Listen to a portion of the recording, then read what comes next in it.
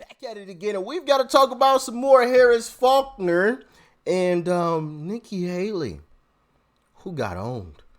Like, share, comment, and hit that subscribe button if you are new.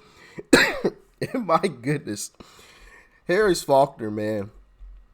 Now, I liken this to the clip of Charles Payne that we checked out. What was that? About a week or two ago, when Charles Payne absolutely owned Nikki Haley. Yeah, Harris Faulkner did something pretty darn similar. Let's dive in. The border crisis is out of control, and it now has migrated to every single state in the nation, including his precious Democrat-led states. We showed you this first on The Focus yesterday. Really angry Chicago residents at a city council meeting. All this asylum-seeking lie, all this about refugees. No. What's happening is they're emptying out the dregs of their jails into the United States, into our communities. They're junking up our country. And yeah, we feel some kind of way about it because it's our country. Well, you bet they feel some kind of way about it. And I'm going to be talking with a Chicago resident who definitely will express her feelings about it coming up later this hour. Let's stay on the topic with my first guest. All eyes on South Carolina. That state's pivotal primary now just 2 days away. Nikki Haley says she's staying in the race and is looking at contests beyond her home state. Recent polling shows former President Trump holding a commanding lead, won by more than 30 percentage points. Bro, you can't even win your home state. You can't even win your home state. You're down by almost 30 in the Citadel, or over 30 in the Citadel one. Excuse me. Pardon me. Nearly 30 in the Suffolk one, right?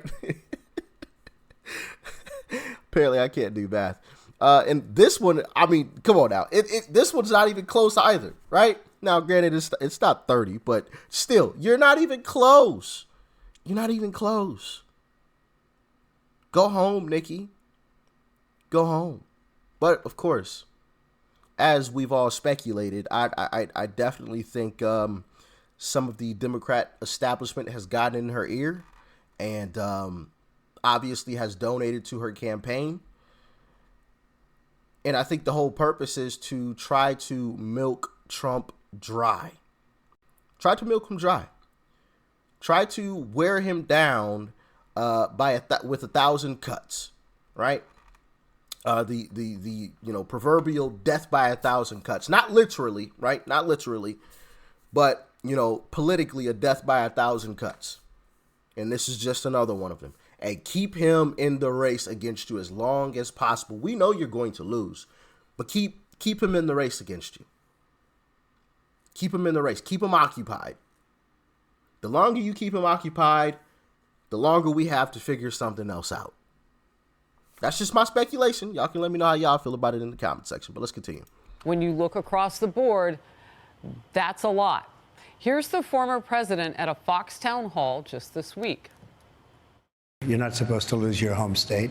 Shouldn't happen anyway. And she's losing it big. I mean, really, I said bigly and bigly. She's losing it bigly, but we're gonna really do a job. I think that, as you know, when we went to Iowa, we got the biggest margin in the history of the caucus.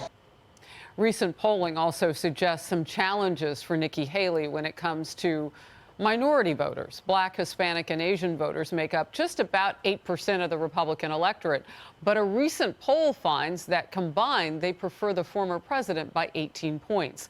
A New York Times analysis is also laying out another group of voters that may pose a challenge for Haley. Since she became the first UN ambassador in 2017, South Carolina has had a net gain of 372,000 new residents to register. And they are old enough to vote, that particular number of them. And that means that nearly 10% of the current electorate did not experience Nikki Haley's South Carolina state leadership. For now, South Carolina Congresswoman Nancy Mace on The Focus yesterday. And I told the president last week that the enthusiasm that I'm seeing on the ground here in South Carolina is greater than it's ever been. And he's going to win not only South Carolina, win huge, but he's going to win every single state in the primary. Despite the media, despite what his opponents say in this race so far, he's going to win it all. In focus now, the candidate herself, former South Carolina Governor and Ambassador Nikki Haley. Welcome. I want to circle back, if we can, to politics, because we've got to hit this border situation. So the president now says, and AOC is accusing him of basically mimicking Donald Trump, mimicking what others have done that has worked. What's your take on Biden suddenly saying, oh, yeah, I can take executive action to fix the border? I mean, it's just amazing what took him so long. I mean, the only thing that's affecting him now are the poll numbers, and anybody that governs by poll numbers isn't really governing. But I think you have to look at what happened last week. I mean, we had a border bill in Congress, right? The good part about the bill was that it strengthened asylum laws. We have to do that. There were 3 million illegal immigrants that came in the Trump administration because our asylum laws weren't strong enough. The weak part about the bill was it didn't have Remain in Mexico, which is hugely important, and it had a 5,000 person threshold. We don't even want a 1-person threshold. We've got to make sure we're vetting everybody. The problem is Congress should have gotten in a room and kept going until they could get a strong bill out. Instead, they went home on break for 2 weeks. And then President Trump goes and tells them, don't get anything done until after the general election. We can't wait one more day to get a strong border bill out. We need Biden to do his part. We need Congress to do his part. And we need Trump to stay out of it, because America continues to act like it's September 10th. And I bet you do want that border bill to pass, because it wasn't actually a border bill. It just reinforced what Biden was already doing and sent more money to other places. So I bet you do want that to pass, Nikki Haley, which is why we don't support you. By and large, we don't support you. Without the I got to say allegedly, right? Without the alleged, right, Democrats backing you, you're toast. I mean, you're already toast, right? You're down by 30 points in some polls, over 30 points in some polls, right? The closest one that they posted there was what, 20 something, 23, 24 points. Like, you're not even close. And that's your own home state, by the way. Your own home state. Okay. We don't want you, Nikki. Go home. Like, maybe you had a shot in 2028, but I think the longer you stay in this race, the farther that declines and goes down the drain too, because it shows us exactly who you really are. And that's a snake. The biggest liar of all liars. And even when caught, will still lie, which is just crazy to me when we have you on tape. But I'm going to spare you that rant. Let's continue. we better remember what September 12th felt like. It only takes one person to have a 9/11 moment. Congress needs to do their job. All right, I hear you on all that. A couple of things. Congress already had a bill to go over together in a room. It was called H.R. 2. And it's been sitting there for 8 to 9 months because Republicans put that House bill out. And why that didn't happen has to do with Democrat senators, particularly Chuck Schumer, in the Senate. So that needed to happen then, and you're saying it needs to happen now. But then there's the other part of this. I mean, if we wait on Congress to do something, the big sticking point will be this president won't follow that law any more than he's following the law of the U.S. Supreme Court not to pay off people who aren't paying off their school loans. He's not interested in following that law. He's already proven it by doing what he did yesterday, reflexively paying off, getting votes from people who need to pay off their school loans by people's money who didn't even go to college. It's exactly right. It is unthinkable. And it's the worst of socialism when you see that he is basically making people who didn't go to college pay for those who did go to college. Michael and I spent years paying off our student loan debt. But if you want to talk about that, what we're really getting to is we can't let Biden or Kamala Harris have another administration. And if you showed a lot of polls in the front, the one you should have showed was the Marquette poll that just. You are right. We should not let them get another term. So step aside so Uncle Trump can handle business. All right? Step aside so Uncle Trump can focus on Joe Biden. If that is the person that we all truly want out of office, like you say you do, Nikki, step aside and let Uncle Trump focus on Joe Biden. And let's put this effort together so we can together get them out of office. You clearly are not wanted in the Republican Party currently. Recognize that. Realize that, because I know where she's going to go. She's going to talk about these polls. Oh, my goodness, the poll had me beating Biden by 10 points. Okay. I have yet to meet a Nikki Haley supporter in person to this day. And even scrolling through social media on political posts. And I've even showed you guys. I literally have made videos on this several times on political posts. And y'all can tell me, when's the last time scrolling through those comments that you guys saw anything mentioning Nikki Haley? I rest my case. Alrighty then. Came out that shows that Trump and Biden are margin of error. We're going to once again be biting our nails wondering if Trump can pull it off, and he can't.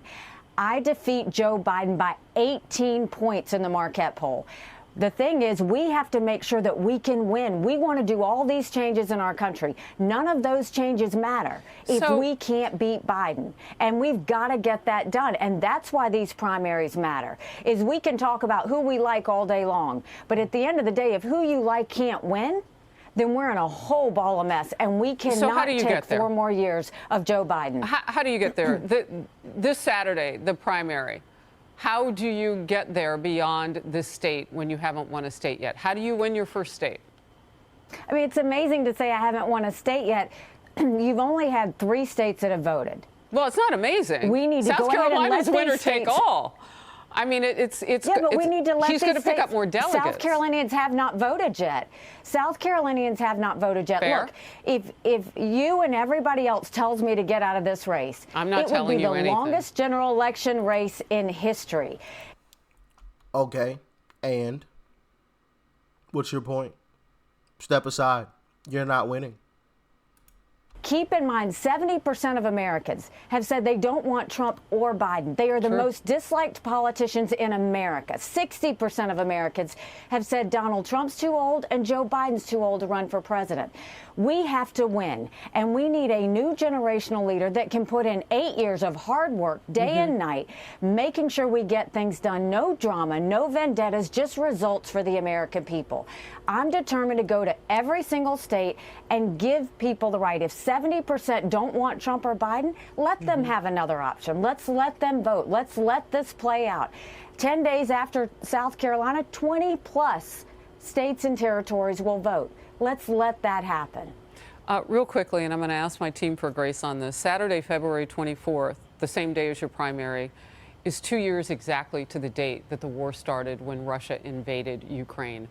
I'm wondering, with 48% of Americans in a recent poll saying that they thought we didn't need to spend more, that we've spent too much already. They wanted to know exactly where the dollars are going to Ukraine. With that kind of headwind, you have advocated for continued aid for Ukraine. Can you make that case, and can you convince people to see it your way?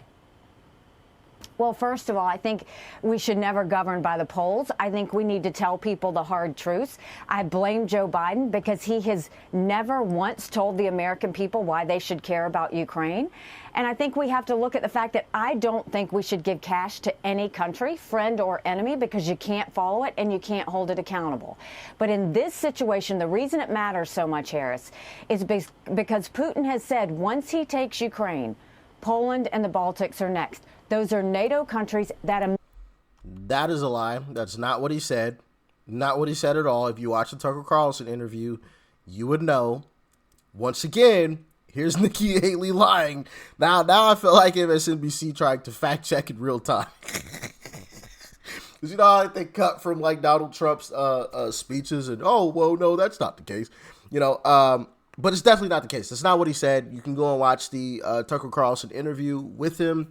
And it's definitely not the case. And it would honestly be kind of suicidal for him to do so, right? You want to try to take over everything? Okay, well, Here we come. That's a great way to get all of America united on one front, and NATO united on one front, and put everything into defeating you. So why would you make such a move? And we all know what happens once those big things start flying. Stuff gets absolutely obliterated. It's it really is scary to really think about some of the bombs that we have been able to create and what type of destruction they are able to bring. It ain't pretty. It is not pretty at all. So, and Putin knows that, right? And he understands that, hey, if I do this, it's suicidal. It's done. It's finito. It's over for me and this entire country and probably the entire planet, to be quite honest with you. So yeah, that's not what he said anyway. So here's another lie from Nikki Haley that we can add to that compilation of lies that we already have. Immediately puts America at war. This is about preventing war. We should give them the equipment and ammunition they need to win.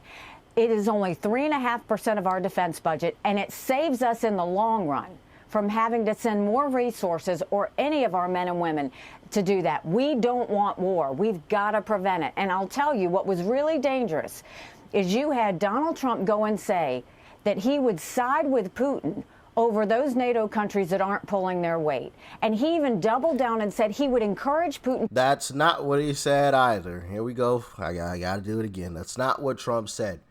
Trump said, and I agree, if you're not paying your fair share, well, then we're not going to come to defend you. We're not going to keep taking the short end of the stick. Like that just doesn't make sense. For example, if you don't pay your mortgage or if you don't pay your rent, does the mortgage company or does the landlord say, it's fine. You can just continue to stay here. You didn't live up to your obligation, but I'm going to keep living up to mine by allowing you to stay in this home. No, landlord's going to be like, hey, you got 30 days to get up out of here. Mortgage companies go, hey, yo, pay up. We need this money. Or we going to proceed with getting you on out of here. Like just Americans are just supposed to take the short end of the stick. If everybody else could just say, we'll give what we give, and you just help us. It is what it is, and we just say, okay, we'll help out. Don't worry about it. Like, no, at a certain point, listen, you pay up. You pay up. If we're going to put Americans' lives on the line, you better pay up. You pay up. That's the minimum you could do. Democrats always like to talk about pay your fair share until it comes to Americans getting the short end of the stick. Then they don't care. Oh no, send the money, send the money, send the money, send the money. What happened to pay your fair share? So other countries don't have to pay their fair share. It's fine. Oh, let me guess. It's because Donald Trump said that. That's what makes it the problem. I'm sorry. I forgot who we were talking. It's because Trump is the one that said that. That's why it's a problem. That's why it's an issue. We all know that. Whatever Trump says, even if they turn around and start doing exactly what he said, right? Like Biden is trying to do. We ain't going to talk about how Biden is getting gas prices down. Drill, baby, drill. You remember Uncle Trump said that? Take a look at what Biden's doing now in terms of drilling. Anyway, but if Trump says it, it's bad. If a Democrat says it or Nikki Haley says it, it's great. It's fine. It's okay. Get out of here. To invade those countries that aren't pulling their weight. We can't have that kind of language when he goes off script from a teleprompter, because you've got to look at the fact that Trump just sided with a thug that kills his political opponents. He just sided with a man who goes and arrests American journalists and holds them hostage. And you just sided with a man who tries to arrest his political opponents. You just sided with Joe Biden. So what now? You just sided with a guy that attempts to arrest his political opponents. Allegedly, of course. Got to say allegedly. So what now, Nikki? Americans are still supposed to get the short end of the stick? I'm sure you believe that still. I'm sure. sided with him over the allies who stood with us at 9/11. Ambassador, Let's be I understand careful. that you take it that way and that's what you heard. And we'll have to see how all of this plays out. Yeah, talk to her, Harris. This president didn't have an invasion by Putin on his watch, the only one in recent presidents. So there is that to be said about it. Oh.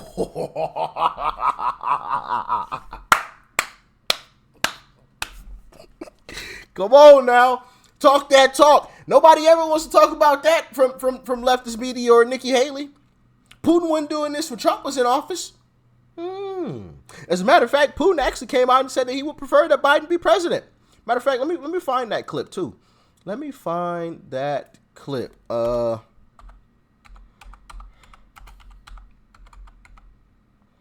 See if I can find that clip.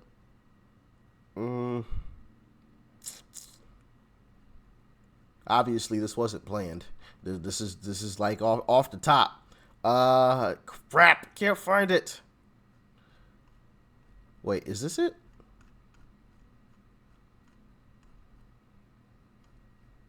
Putin,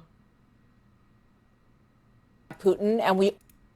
Oh, is this might be it. In off-camera remarks, President Biden says this: "We have a crazy SOB, that guy Putin, and we always have to be worried about a nuclear conflict. But the existential threat to humanity is climate." That was last night in California at a fundraiser. Putin says those remarks are exactly why Russia prefers Biden to be president. Again, watch. You asked who would be preferred as future president of the United States. I said that we would work with any president. But I suppose that for us, for Russia, Biden is more preferable. Judging by what he has just said, I was absolutely right. Last night. So are we going to support the president that Putin wants? Or are we going to support the one that he really doesn't want? I'll leave you with that. Peace and love. I'm out.